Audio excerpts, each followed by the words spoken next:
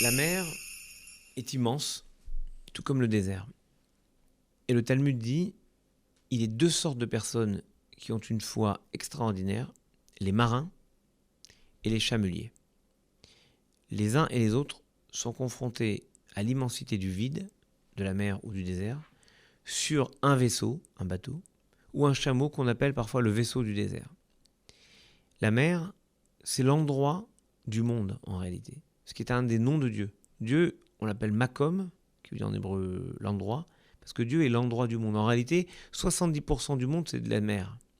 Et donc la mer est l'endroit du monde. L'enjeu de la création du monde, c'est au départ la séparation des eaux du haut, des eaux du bas. Et la mer est ce qui nous nourrit.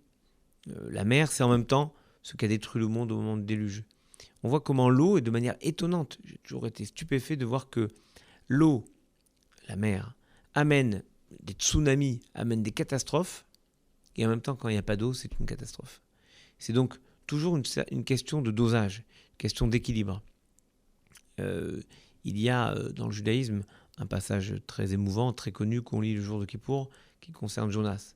Jonas est rejeté à la mer, et de la mer, à travers le poisson qui l'avale, de la mer, il va retrouver sa foi. C'est-à-dire que lorsqu'il est confronté à l'immensité du vide, il comprend que si on a été créé, c'est pour faire quelque chose. Et lorsque nous regardons, nous, notre petite planète, dans l'immensité de la création, c'est aussi pour qu'on comprenne que nous avons une responsabilité face au monde et devant Dieu.